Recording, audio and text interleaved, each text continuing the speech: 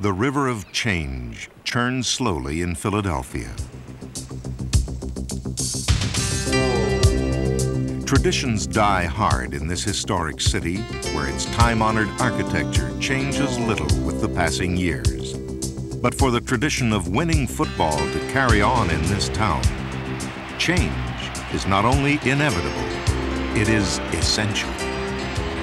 In 1983, for the first time in 7 years, the Philadelphia Eagles had a new head coach, longtime defensive coordinator Marion Campbell. Campbell's first year at the helm was marked by the sudden transition to a youthful roster that included 19 first or second-year players.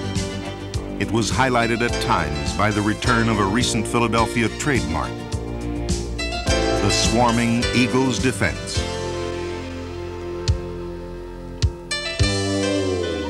But 1983 was also a long and trying season in Philadelphia, where anxious and eager Eagle hands were unable to attain the lofty goals they were reaching for.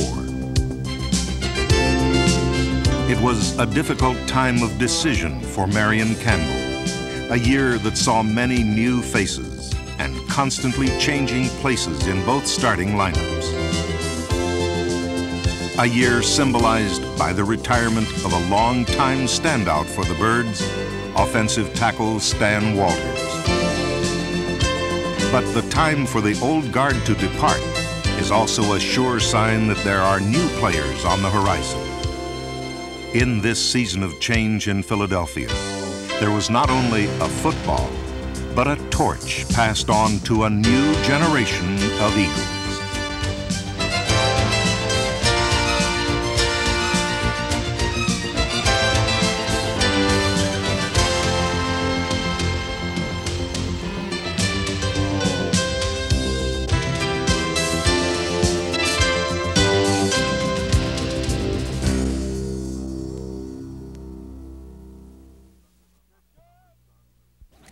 Richard!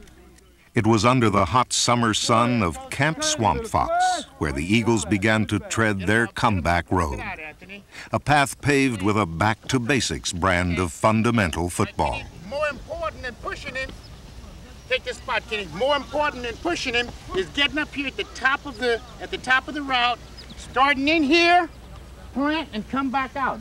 Step, hit, then take your third step like so. Just maintain that for me, will you? Gotta explode. Good job, Spag, good job. The enthusiasm of assistant coaches, such as newcomers Billy Matthews and Frank Gans, and veteran Fred Bruni, spread through the Eagles camp. There was an air of optimism filtering through the August heat.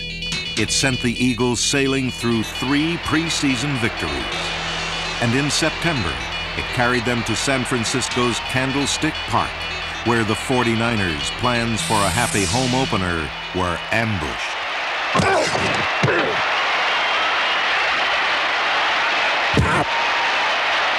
Montana to Wendell Tyler, reaching for the first down, fumbles the football, recovered by the Eagles.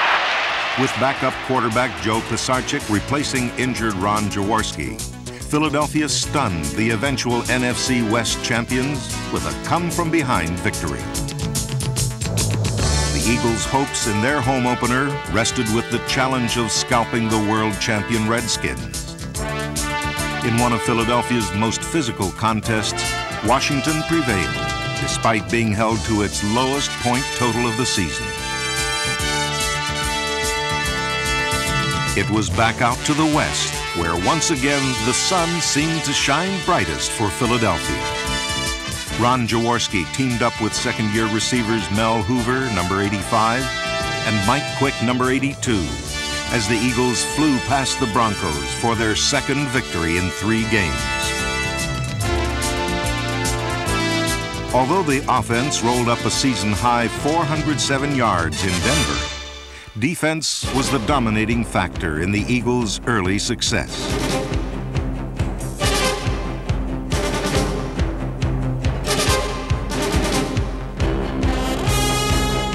The secondary, with backs Herman Edwards, number 46, along with Brenard Wilson, Randy Logan, Dennis Devon, and Roynell Young, number 43, shut down prolific passing attacks in San Francisco and Atlanta.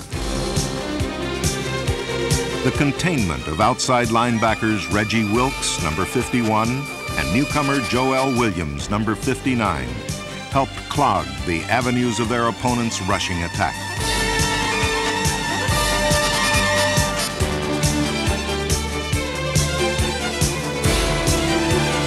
Special teams MVP Bill Cowher, number 57, and rookie Jody Schultz, number 53, were aggressive newcomers to this already solid unit.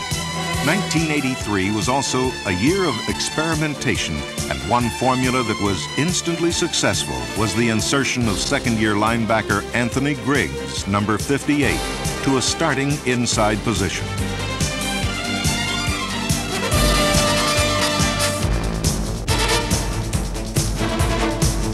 Griggs was an opportunistic Johnny-on-the-spot for Philadelphia, leading all Eagle linebackers with 3 interceptions.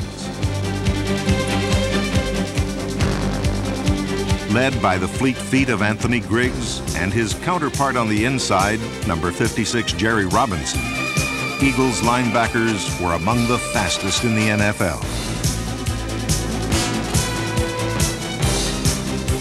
Steady Robinson was selected the Eagles' most valuable defensive player.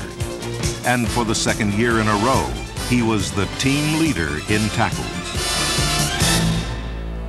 Robinson's relentless pursuit not only scared off opposing quarterbacks, but supported the pass rush of number 68, defensive end Dennis Harrison, the Eagles' 6-foot, 8-inch giant killer.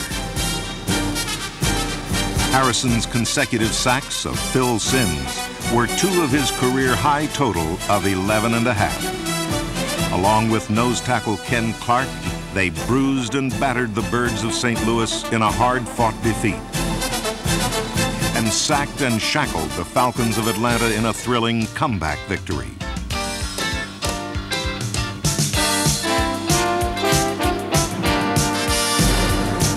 At the Meadowlands, in the season's 6th week, the Giants were limited to a single touchdown. And with the now deadly accurate Jaworski to quick combination striking again for 2 scores, the Eagles swamped New York for their 2nd victory in a row. The somewhat surprising 4-2 record had the Eagles flying high. And for one man who had labored long and hard to bring it about, it was a timely moment to savor sweetly with a smile.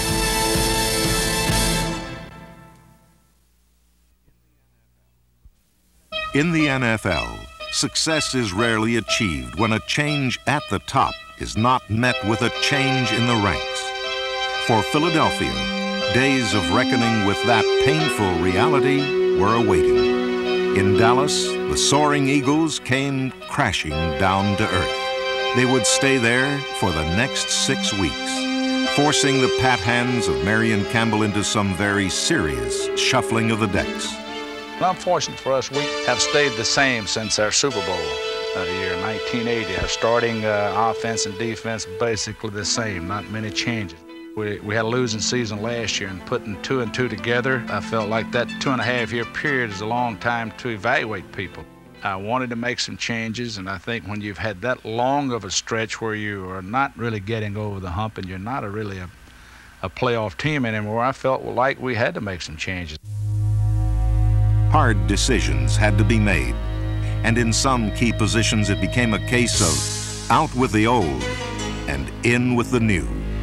On defense, young players like number 96 Harvey Armstrong and number 98 Greg Brown were given the chance to contribute regularly and show off their specialty of applying the pressure. It was Brown, a 3rd-year free agent, who blossomed as his playing time increased. It was his wildly pursuing style of sack and strip that solidified a starting position at defensive end. The need to produce more turnovers and bone-jarring tackles was high among Marion Campbell's priorities. One man who fit the bill was rookie Wes Hopkins, number 48, who was inserted into the starting secondary and immediately crashed the Eagles' hit parade. Hopkins' combativeness and penchant for forcing fumbles were matched by the big play recklessness of number 24, Ray Ellis, a late-season secondary starter who proved to be a scourge of superstar running backs around the league.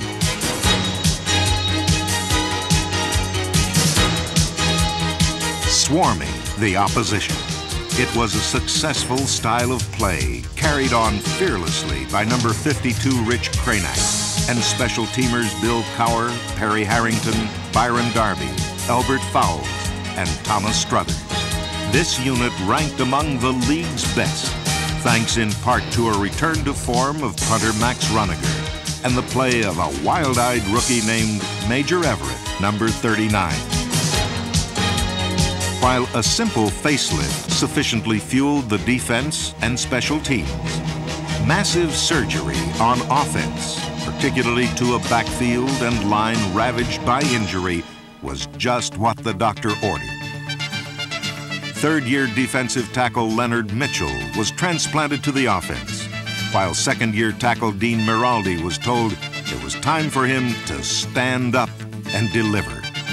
Miraldi and Mitchell joined steady linemen Jerry Sizemore, Ron Baker, Jim Fritchie, Jerry Theory, and number 73 Steve Kenny to provide escort service for talented rookies like Michael Williams, number 32.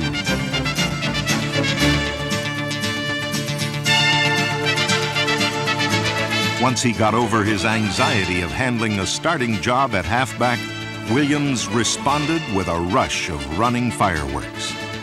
Eagle coaches are anticipating a potentially explosive backfield in 1984, particularly with the expected return of number 31, Wilbert Montgomery, who showed signs of his old self in the late season after being sidelined with a knee injury. Williams and Montgomery will be joined in the backfield by fullback Hubie Oliver, who burst into a starting role in 1983 as the team's top rusher and second leading receiver. Michael Haddix, the Eagles' 1983 #1 draft pick, displayed his versatility by playing several positions. But he will concentrate at performing at fullback in 1984. Although youth abounded in the Eagles' attack, the leadership and stability of Ron Jaworski stood steadfast and firm amidst these winds of change. In 1983, Jaws passed for 20 touchdowns and eclipsed the 20,000-yard milestone while passing for 3,315 yards, the second highest season total of his 10-year career. But statistics tell only part of the story. Courage tells the rest. Time and time again, Ron Jaworski stared down the face of enemy blitzes, but still delivered the ball into the hands of his youthful receivers. With starting tight end John Spagnola on injured reserve in 1983, Ron Jaworski was able to tap the resources of capable backups such as Lawrence Sampleton and number 84 Vito Capp. Along with second-year receivers Mel Hoover, number 83 Tony Woodruff, and rookie Glenn Young, number 89. They form a potentially dangerous core of pass catchers.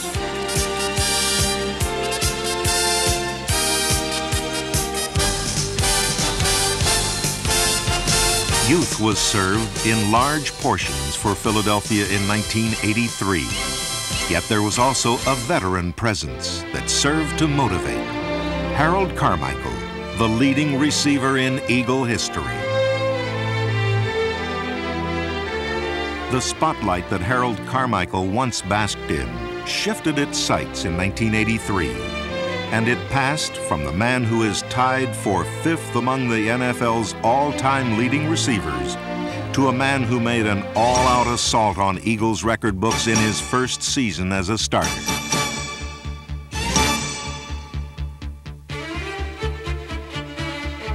Few players in Philadelphia football history have earned a Pro Bowl invitation as spectacularly as Mike Quick.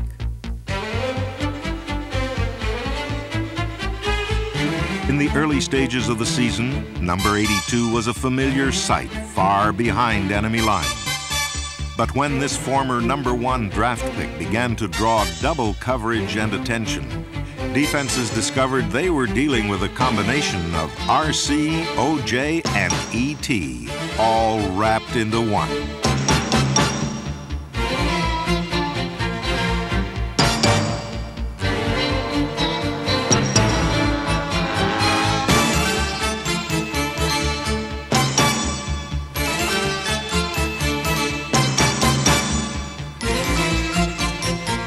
In addition to tying a club mark of 13 touchdowns and setting club records with 69 receptions and 6 100-yard days, Mike Quick also amassed 1,409 yards, the highest single-season total in the NFL since 1967.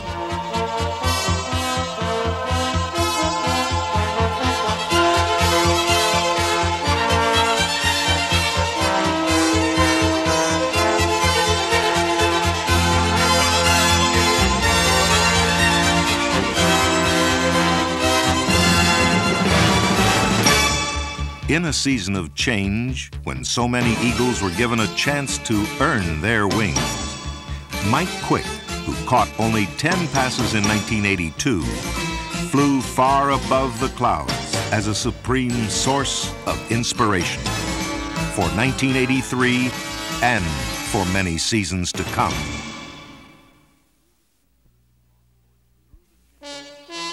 Through the changes wrought towards the end of 1983, the Eagles began to catch a glimmer of light to what the future holds for them in 1984.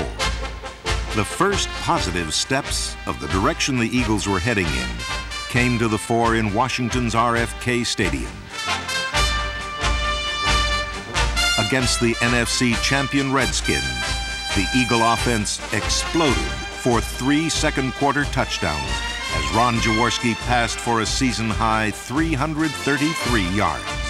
The defense refused to cave in to Washington's record-breaking attack.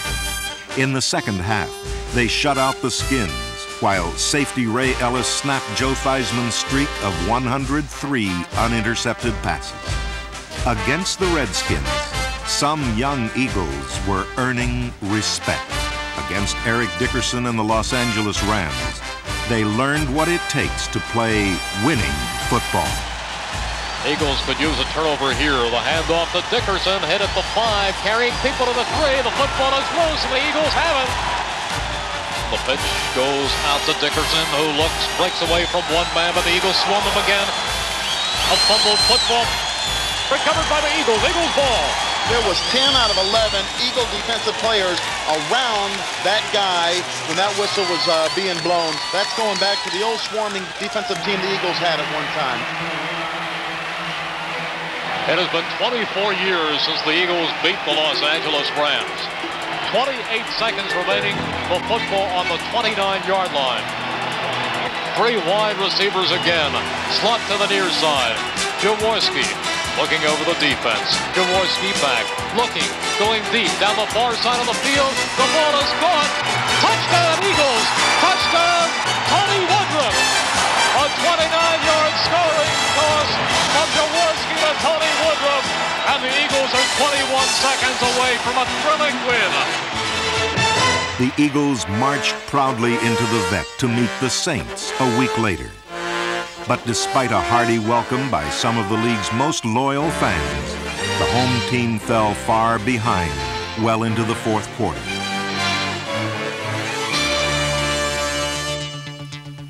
Help was on hand, though. With the aid of one of the Eagles' most fervent followers, the Philadelphia faithful stirred from their seats, and they looked forward to an early Christmas present coming in the form of a rousing comeback in the year's final home game.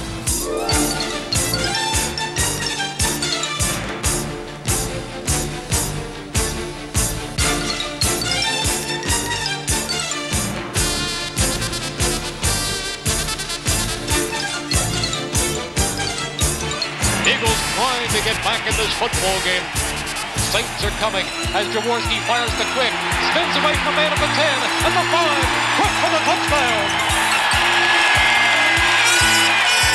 Quick goes in motion. Jaworski rolling to the near side. Pumps, fires, touchdown Carmichael. The Eagles illuminated the scoreboard with their gallant effort. But their light was extinguished in the deep, cold December darkness by a 50-yard overtime field goal. While some heads were hung low, others looked up and saw progress in these signs of growth and maturity. The comeback showed a lot of character. They could have folded. They didn't do it. They didn't do it at any time during the season.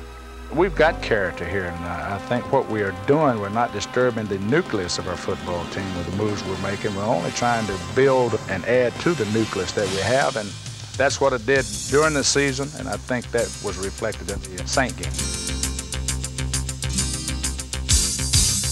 The Eagles have expanded upon this nucleus in the offseason by acquiring a proven talent from the Miami Dolphins in Mark Denner, who in 1984 will center the wide-open attack of new assistant coach Ted Marchibroda, one of the NFL's most successful offensive coordinators. I'm impressed with this ball club from this standpoint that we have people who have been to the Super Bowl. I think they know what it takes in order to have that type of success. So I'm optimistic from that standpoint. This is a talented football team in many areas. There are some areas that need to be filled in, but I think basically when you look at a Montgomery and a Spagnola and a Mike Quick, I think the football team can win.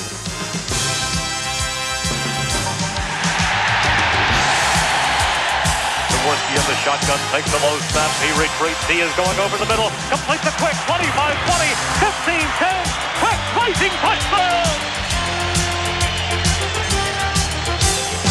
The Eagles are traveling a long and hard road back to a winning and exciting level of play. And they plan to do it the old-fashioned way, by earning.